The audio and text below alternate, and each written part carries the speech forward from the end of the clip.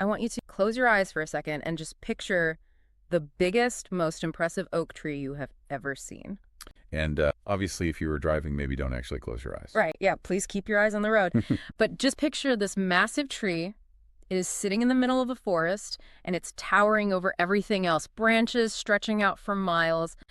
It is basically the undisputed king of that ecosystem. Now, here's the question. When you look at that tree, what is your gut assumption about why it is the tallest? If we're being honest, I mean, we usually assume it is about the seed. We look at that massive tree and think, wow, that must have been one incredibly tough, genetically superior acorn. Yeah. Like it just wanted it more than the shrubs next to it. Exactly. We assume it had more grit. It worked harder. And that is the exact metaphor we use for success in our own lives, right? We look at billionaires or elite athletes or the people at the top of their fields, and we work backward to their personalities. We tell ourselves the self-made man myth that they're there purely because of individual merit. But that myth is actually really frustrating, isn't it? Because I think a lot of people listening right now feel like they are working incredibly hard. They feel like they are the tough acorn, but they aren't growing. And that is because we are completely ignoring the soil. And that is exactly the mission for this deep dive. We have a really fascinating collection of ideas in front of us today that completely flips the script. The concept is called the ecology of success. And the thesis here is radical, but honestly kind of relieving. The tree isn't tall just because of the seed. It is tall because no other trees blocked its sunlight. The soil was deep, no rabbit chewed the bark when it was a sapling, and no lumberjack came along and cut it down. We are going to completely dismantle that outlier myth today. We're going to walk through the hidden logic of success, the invisible advantages, the cultural legacies, and the timing that actually makes greatness possible.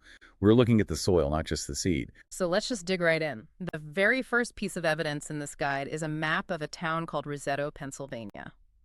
And honestly, looking at the data from the 1950s, what happened here just shouldn't have been medically possible. It is a genuine medical mystery. Researchers in the 50s stumbled upon this town of Italian immigrants and found something that completely baffled them. The death rate from heart disease in Roseto was 50% lower than the national average. And for men under 65, it was basically zero. Literally no one was dying of heart attacks. Which is wild. My immediate thought, oh, this must be a blue zone, right? They must be eating kale and running marathons and doing yoga at sunrise. But looking at the medical notes included here, it is a total disaster zone. Oh, it was the exact opposite of blue zone. They were frying absolutely everything in lard. Their diet was like 41% fat. They smoked unfiltered stogies day and night.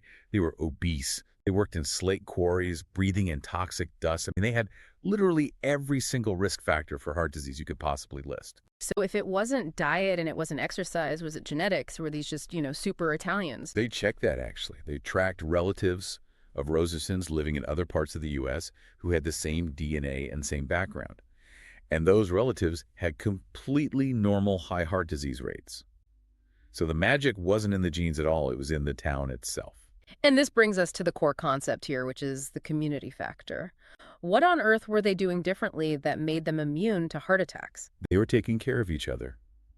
The researchers found these 3-generation homes, grandparents living with grandkid, and they had this deep egalitarian ethos where the wealthy didn't flaunt their money, so there was absolutely no keeping up with the Joneses. So essentially no status anxiety. Exactly. They were socially engineered to be stress-free. The medical insight here, and this was completely groundbreaking at the time, is that loneliness and social stress are actual physiological toxins.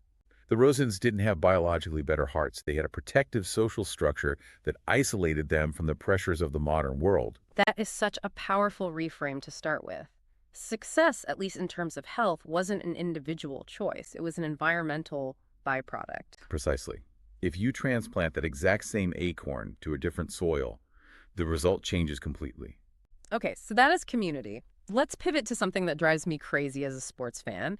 The guide has this roster for an elite Canadian junior hockey team. This is called the Iron Law of Distribution. Walk me through this, because at first glance, it just looked like a boring list of names and birthdays. It looks totally boring until you actually start counting. Look at the months.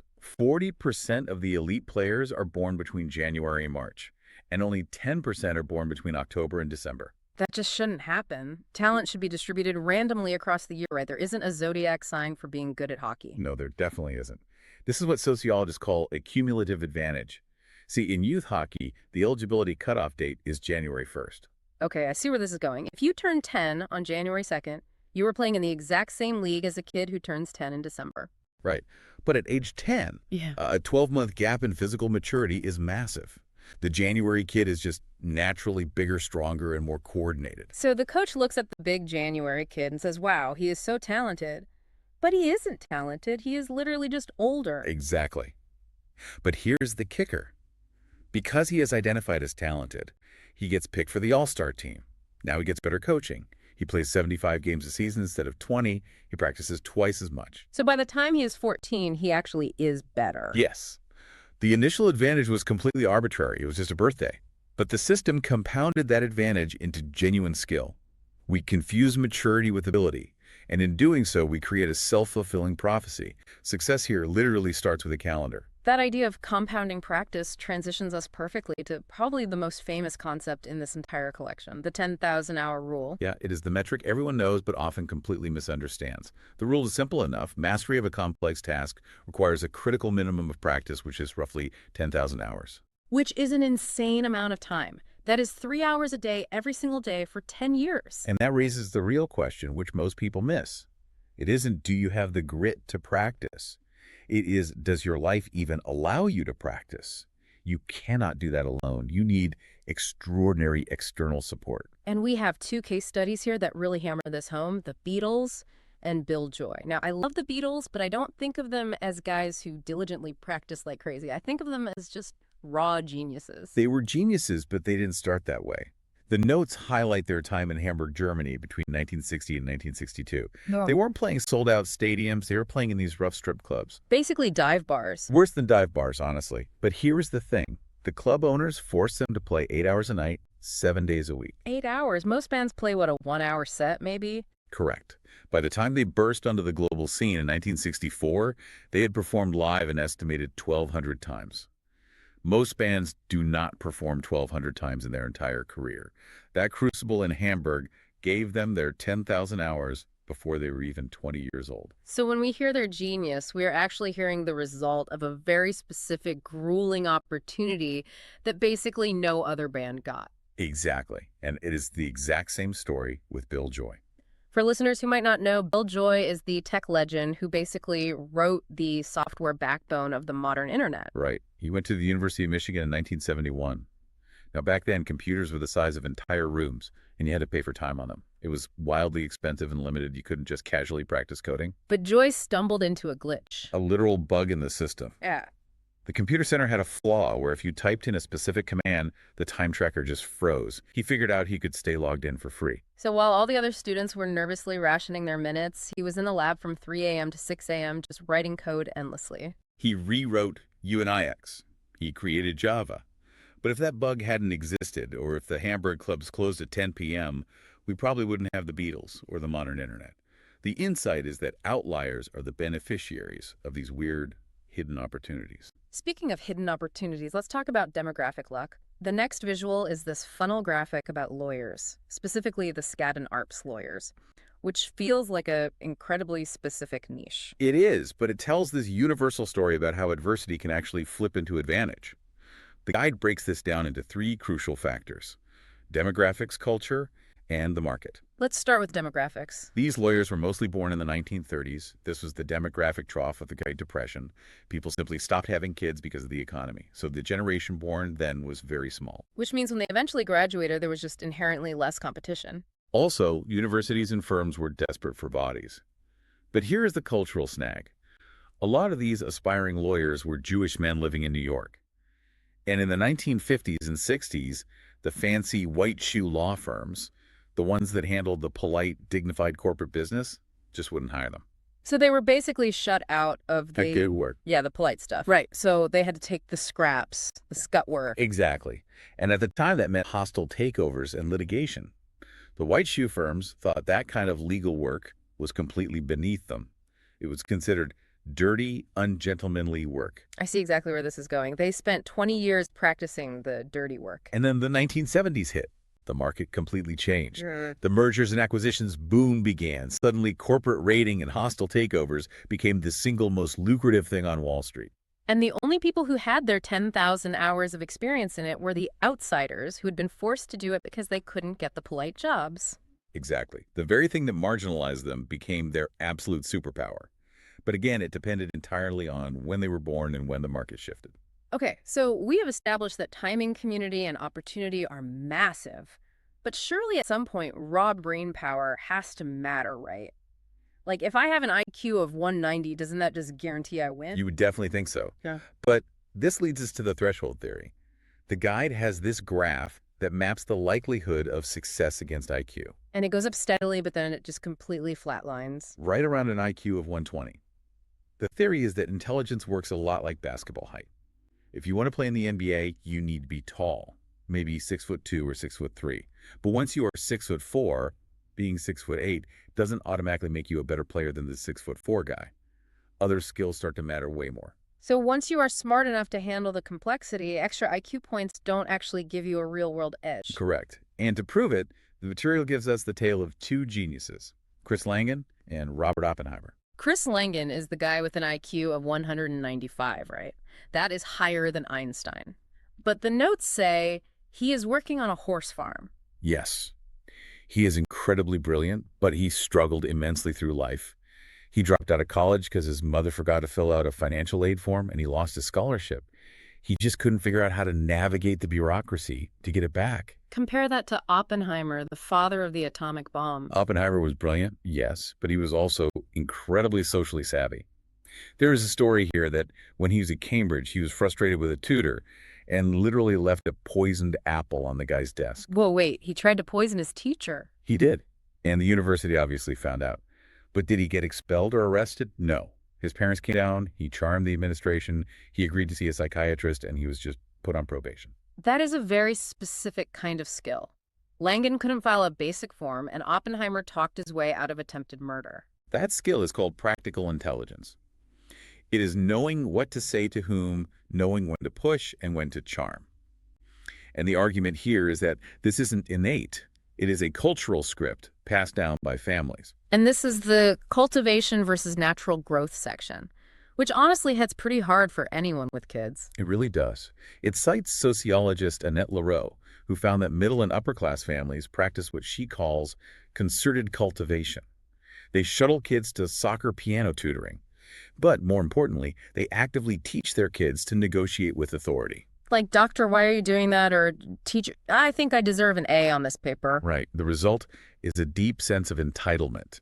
Now, we usually use that word negatively, but here it just means the child feels entitled to customize the world to fit their needs. Whereas working class families often default to natural growth. Yes, the kids have way more free time, they are much more independent, but they are taught to strictly defer to authority.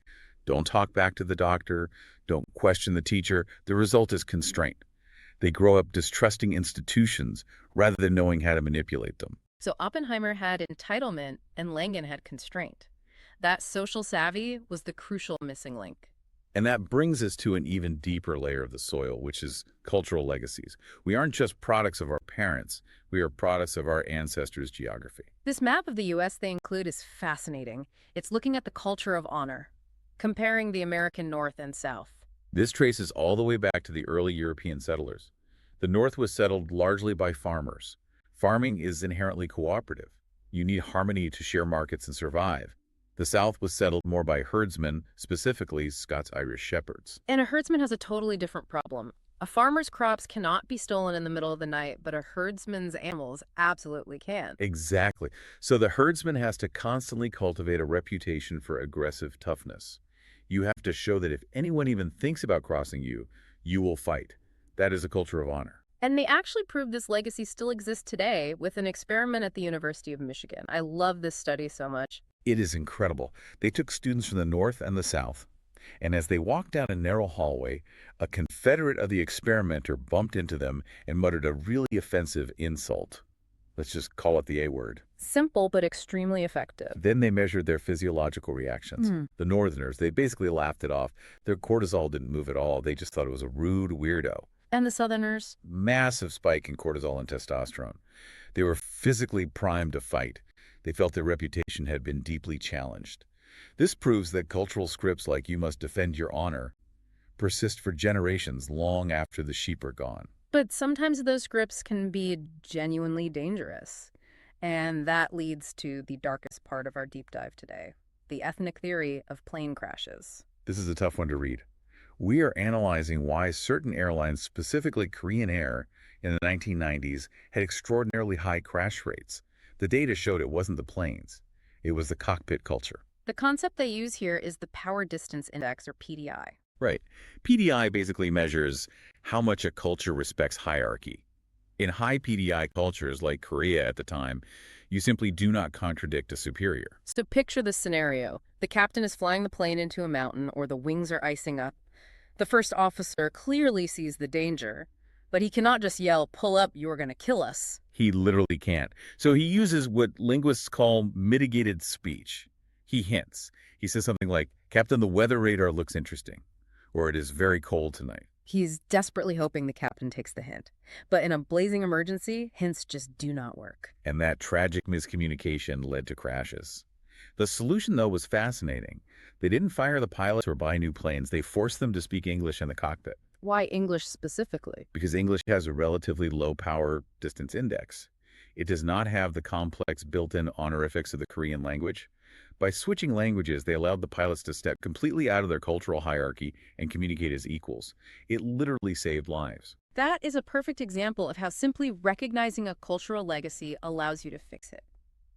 Now let's pivot to a legacy that is extremely positive, the work ethic, specifically the rice paddy proverb. The proverb goes, "No one who can rise before dawn 360 days a year fails to make his family rich." It is catchy, but the core contrast here is between Western wheat farming and Asian rice farming. It really comes down to the nature of the work itself. A wheat farmer in 18th century Europe worked incredibly hard during harvest and planting, but then the fields basically just sat there. They might work 1,000 hours a year. And the rice farmer? Rice is relentless. You have to perfectly level the paddy, irrigate it, constantly fertilize it by hand, harvest it. It is close to 3,000 hours a year. But here is the key difference. It is meaningful work. There is a direct one-to-one link between effort and reward. The harder you work the paddy, the more rice you get. And the guy argues that this creates a deep cultural legacy of persistence that somehow spills over into math. Yes. Look at the scatter plot they provided. They gave international students a really boring, tedious survey to fill out. Then they compared how long students from different countries stuck with the survey to how well their country performs on advanced math tests. And the correlation is just a straight line. The countries that are willing to sit through the incredibly boring survey are the exact same ones that crush calculus. Because math isn't just about raw IQ. It is about persistence. It is about not giving up when the problem gets hard. We have the Renee Tape example here, a student who spent 22 minutes struggling with a single basic geometry problem about a vertical line. Which is wild because most kids just give up after 2 minutes. Exactly. But Renee kept going. That rice paddy grit, the willingness to work 360 days a year, translates directly to academic success. And apparently it also relates to language. Right, the math-language connection. In Chinese, number words are remarkably short, like key versus the English 7. It fits way more numbers into your 2-second memory loop. The counting system is also perfectly logical. It is 10-1, 10-2 instead of arbitrary words like 11 or 12. That tiny linguistic advantage gives kids a massive head start by age 5. But persistence only works if you actually have the time to apply it, which brings us to the final major hurdle, the summer slide. And I have to say this chart is actually kind of depressing. It explains the entire achievement gap in American schools. If you look at reading scores during the actual school year, poor kids and wealthy kids learn at almost the exact same rate. The lines are totally parallel. So the school system actually works. The school works beautifully. But look at the summer breaks. The wealthy kids' line keeps going up. The poor kids' line stays completely flat. Because the wealthy kids are at space camp or at the library or being concertedly cultivated, while the poor kids might not have any books at home. And over 5 years of elementary school, that summer gap accumulates until the poor kids are years behind. And the proposed solution here, the KPP school approach, is basically just brute force. It is literally the rice paddy solution applied to education. They extend the school day from 7:25 a.m. to 5 p.m. They do Saturday school. They mandate summer school. They recognize that the natural growth environment is a disadvantage in this context, so they substitute it with a massive amount of institutional structure. They just outwork the disadvantage. Which brings us to the end of the content and a really personal story from the author. It is a genealogy map titled A Jamaican Story. This is where it gets surprisingly emotional. It traces the author's own family history all the way back to a plantation owner and a slave named Daisy Nation in Jamaica. It talks about lighter skin privileges in the 1800s, and it talks about the riots of 1937. Why are the riots so important to his success? Because those riots forced the British colonial government to offer educational scholarships to islanders. The author's mother got one of those exact scholarships. If the riots hadn't happened, she doesn't get the education. If she doesn't get the education, the author simply isn't where he is today. And there is also a mention of a shopkeeper, a Mr. Chance, who lent her money when the scholarship just wasn't quite enough to cover everything. These were history's gifts. That is the exact quote. The outlier in the end isn't a solo genius. They are the sum of riots, shopkeepers, skin tone birth years, and cultural legacies. Which perfectly leads us to the final visual, the new definition of success. It is depicted as this big pyramid. And just look at how the layers stack. At the very bottom, you have community like Roseto, then cultural legacies like the rice paddy ethic or the culture of honor, then Tyning being born in the 1930s trough, then opportunity like Bill Joy's computer bug, and finally at the very top, the 10,000 hours of individual effort. There is a climber at the top, but he is only up there because the entire pyramid was built underneath him. That is the ultimate takeaway. If we want to build a truly successful society, we have to stop obsessing over the climber. We have to stop building the pyramid. We need to replace arbitrary advantages like luck and birth dates with systematic opportunity for everyone. It is such a massive shift in perspective. Instead of looking at the tall tree and asking, how are you so strong? We actually need to look at the soil and ask, how can we replicate this environment? Exactly. Okay, well, that was quite a journey today, from Italian villages to Canadian hockey rinks to Jamaican plantations. Hopefully it completely changes how you see your own story. Absolutely it does. So here is our final thought for you to chew on today. If success is really about the soil and not just the seed, I want you to take a hard look at your own life right now. What is one arbitrary advantage you possess, maybe a mentor, a specific skill you stumbled into, or even just the zip code you live in that you haven't really given credit to? And more importantly, how can you use that unseen advantage to help build a solid section of the pyramid for someone else who might not have had that exact same luck? That is the real question to walk away with. Thanks for diving in with us today. We will see you next time.